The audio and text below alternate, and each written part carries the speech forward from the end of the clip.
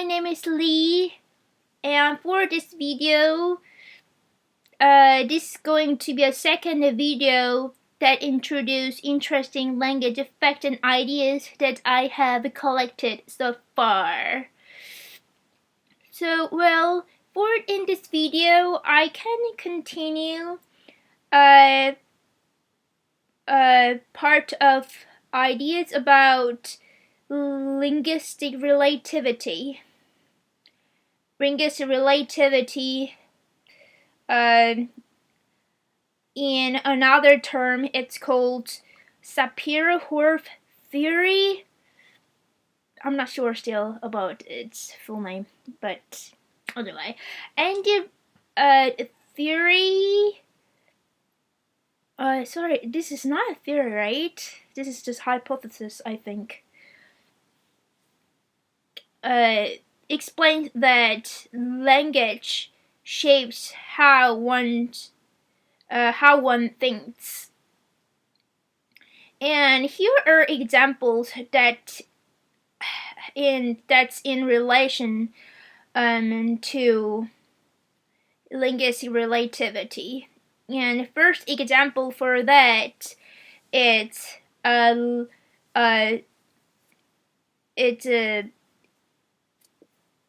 plus summary of the novel Babel 17th. That it's a American novel, science fiction novel, and in which fictional language was invented to rule people. It's like to control how people think. So in that invented language, there's no word like I. So since there's no word like I in that language, that language speaker cannot think of themselves as a distinct individual from one another, but like think them as like a very huge group. So I think this is an example that can explain linguistic relativity because of the lack of I. No, not a lack of I. Just because there's no just I. Because since there's no I, the word I, they cannot think of themselves as a part from the whole, individual from the whole. So this is how the language effect on them. So I think that can be an example for linguistic relativity. And for another example, that's gonna be interesting. This is about like Paonese language. I think this is another invented language, but I'm not sure. I just made a glance at it while reading the book titled what was the name of that book? Like Language and Bilingual Cognition. And that was from epilogue of that book, though. So in Paonese language, which I assume invented a fictional language, there's no such words, words like for verbs.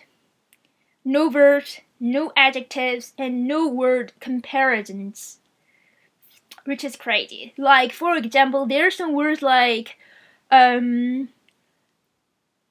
better, good, best, or worse, bad, and what else? Worst, and bad. According to that epilogue, it said that leads to inaction and lack of ambition. So, like, can you imagine that? So that happened. That lack of ambition and inaction happened because of a lack of language, absence of words in that language. So this shows that because of language, that affects on how they think. So I thought, that's that can be an example for linguistic relativity. And another example for linguistic relativity that I found was this one, Newspeak. That is also a fictional language that is that was used in George Orwell's novel 1944. Sorry, it's not 1944. I made a new novel. Sorry, the title of it is 1984. And in that book, the George Orwell invented a new language, which is a Newspeak. And someone said that language shows that if grammar is reduced, then that can be used to control how people think. So because of the grammar, lack of a grammar, how people think it can be controlled. Because of the language, how people think can be controlled. Like this is just like I don't know, like one random thought that just came to my mind. But this is really interesting and this is marvelous because how for people to be controlled or how people to control someone else. It's about control and freedom stuff. I mean, like it's a degree to which how much people thought can be controlled, and that medium is language. How can I protect my individuality? And how can I how my individuality can be vulnerable, can be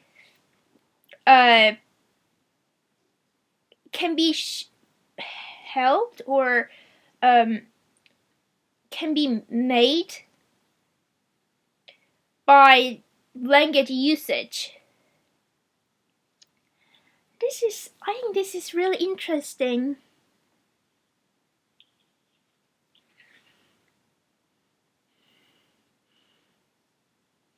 Real interesting.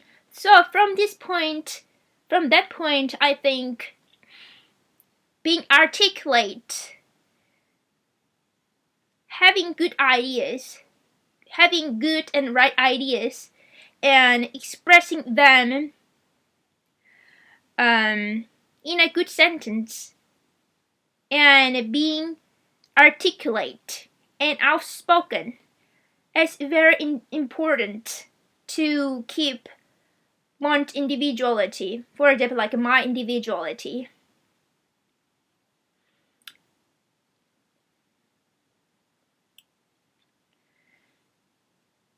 So anyway, that's one idea that just came to my mind just randomly. Just I wanted to say that. And let's move on to another one.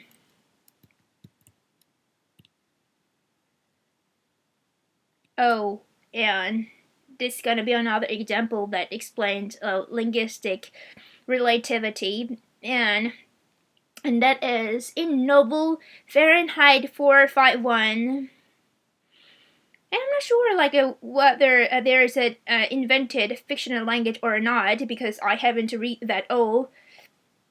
Just like I glanced at one page, some pages, and I found a good decent page. And in that page, the protagonist say people say same thing. People say same thing at different by looking at different things. Like for example, let's say there's like 5 peoples, and each people look at different clothes, like different fountains and different pictures, but they say same thing at different objects, different situations, and that is what they say at different things. It's how swell, how swell. Like I thought, like that's crazy because that freaked me out because this is how I feel when I use some Asian languages, especially Korean language. For example, like what I found very shocking in Korea is like Korean people made a very similar sentence composition, similar compositions, and using similar word choice and choosing similar words. So this was found. Like I felt like, but you guys are different people. You have different feelings and opinions and different ideas. But how can you make that very similar sentences and choosing similar words in your sentences? Because sentences or it's a way of expressing how they think, but and one thought is different from one another, but how can you make that similar sentences and with similar word choices? So, well, I assume that's because of a homogeneous culture identity they had, probably. But I think that's kind of I thought that is very dangerous because if this is true, then because of their similar cultural identity, they have a lack of options. They have lack of options to be true and unique individual, but just follow the culture that similar cultural identity. They cannot be like authentic or genuine in their sentences by making similar sentences. So, or like creative sentences. So I thought that is very dangerous.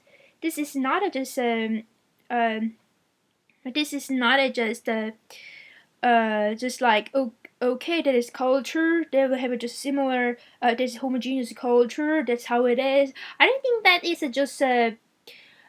just I can like go with okay the way it is, because I thought that is very dangerous.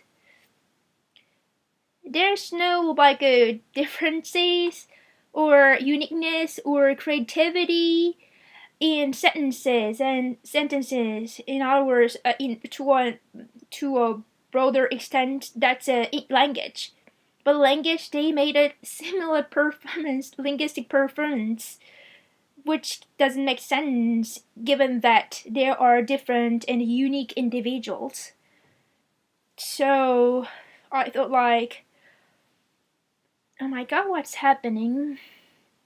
But I'm not saying that Korean language is a dangerous language or something, because because in language, not only language is one factor that choose how the identity, that language identity, but also there's another thing which I call culture, like a culture, culture. So in short, like in language, there's like a language part and culture part, and this language is for meaning, and culture for it forms form the linguistic form.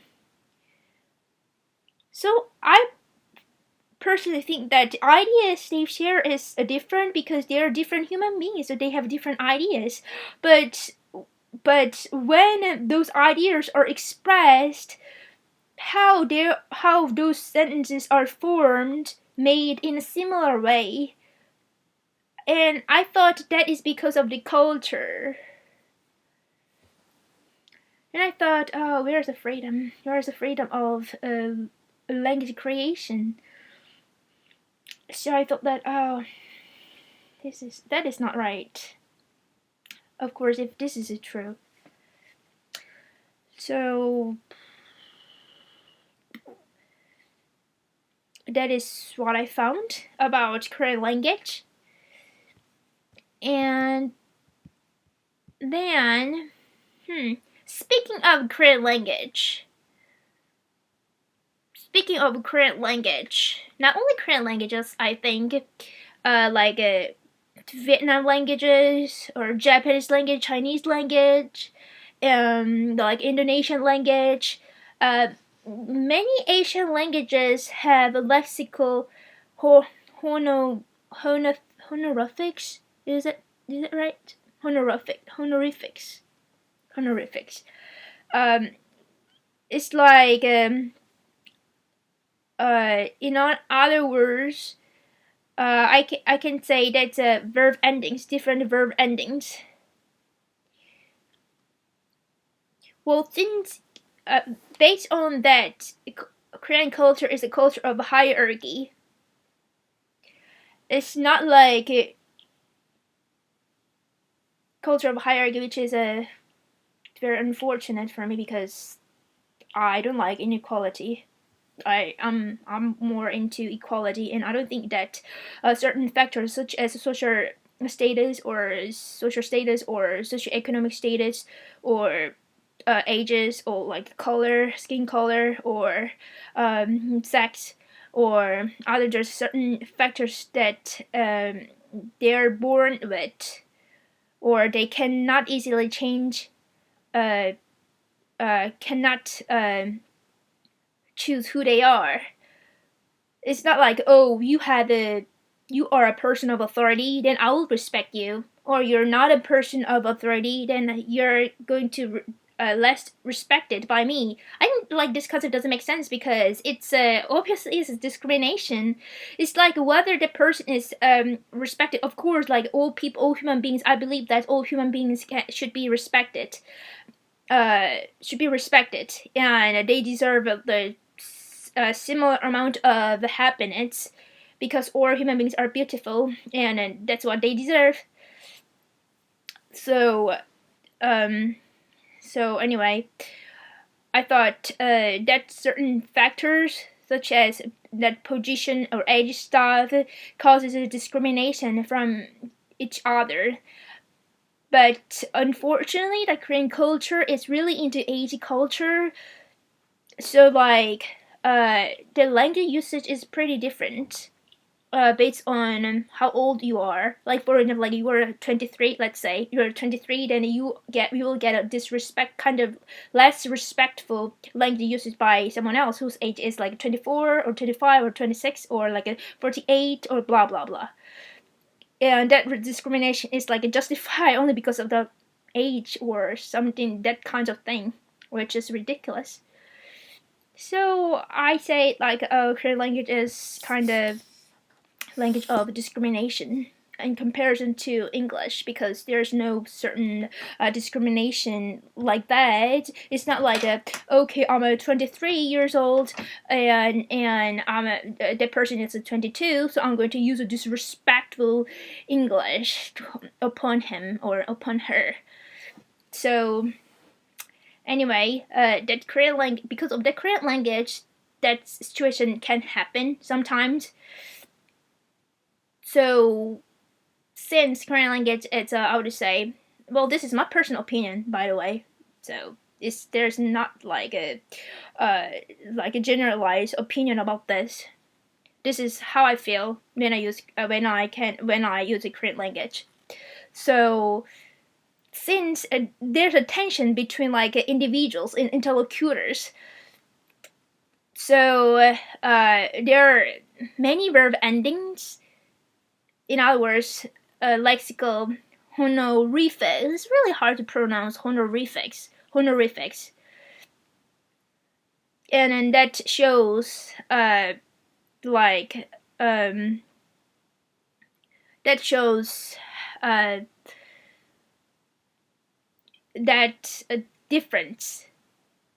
difference between each other, interlocutors, which I find interesting, and I thought that is kind of discriminative. It's not about the formality. No, it's different. Lexical honorifics is different from formality. I think.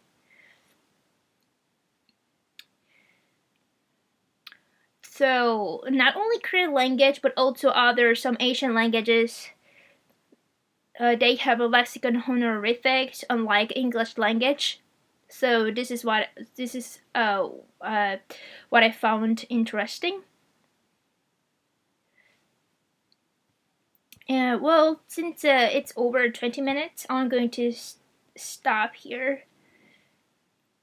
and then move on to another video.